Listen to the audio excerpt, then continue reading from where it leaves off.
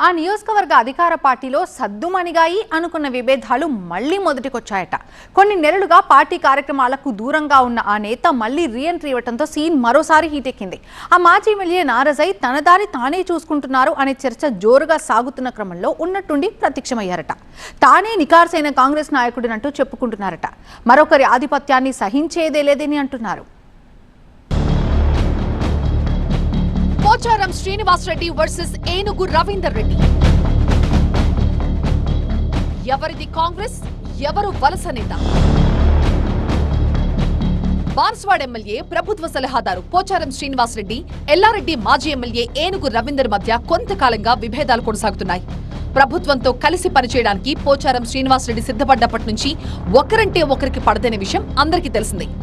ఇద్దరు నేతలు ఎన్నోసార్లు బహిరంగంగా విమర్శలు కూడా చేసుకున్నారు. వీళ్ళిద్దరి మధ్య ఆధిపత్య పోరుతో బాన్స్వాడ నియోజకవర్గంలో కాంగ్రెస్ క్యాడర్ రెండు వర్గాలుగా విడిపోయింది.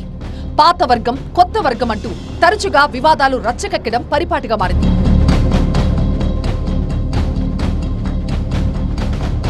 వాస్తవానికి పోచారం శ్రీనివాస్ రెడ్డి అయినా ఏనుగు రవీందర్ రెడ్డి అయినా బీఆర్ఎస్ నుంచి వచ్చిన వారే.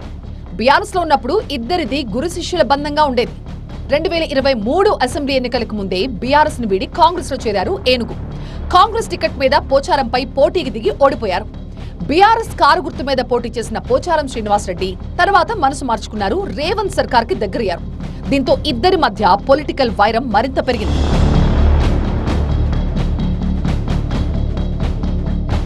ఇక మున్సిపల్ ఎన్నికల్లో ఏనుగు రవీందర్ రెడ్డికి పార్టీ అధిష్టానం తగిన ప్రాధాన్యం ఇవ్వలేదట. పోచారం అనుచరులకే కాంగ్రెస్ టికెట్లొచ్చాయట. తన అనుచరులకి టికెట్లు దక్కకపోవడంతో అలకబూరిన ఏనుగు రవీందర్ రెడ్డి పార్టీకి దూరంగా ఉంటున్నారు. బీఆర్ఎస్ నేతలతో టచ్ లోకి వెళ్లారన్న ప్రచారం కూడా సాగింది. అదే నిజమైతే బాన్సువాడలో పోచారందే పైచేయి అని రకరకాలుగా ప్రచారం జరిగింది. కానీ అనుకున్నదొక్కటి, అయ్యింది ఇంకొకటి.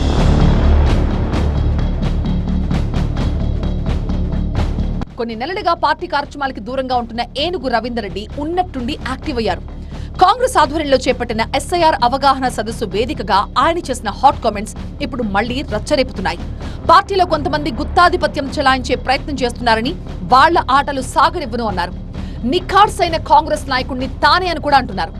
పాత నాయకులకే ప్రాధాన్యం ఇవ్వాలనే కామెంట్ కూడా చేశారు ఏనుగు.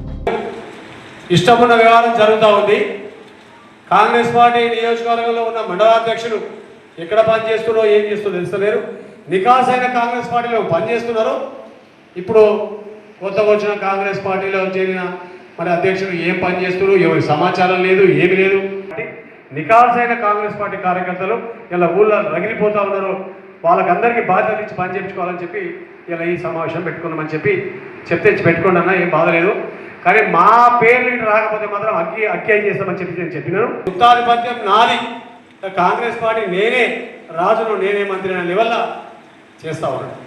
నిజంగానే కాంగ్రెస్ పార్టీని రక్షించుకోవాలంటే ఉన్న పాత కాంగ్రెస్ నాయకులు ఎవరైతున్నారో వాళ్ళందరితో ఉమ్మడి సమావేశం పెట్టి అందరం కలిసికట్టుగా ఒక్క ఓటు కూడా పొల్లు పోకుండా కాపాడుకోవడం మాత్రం అందరి మీద ఉంది కాబట్టి అట్లా చేయాలి.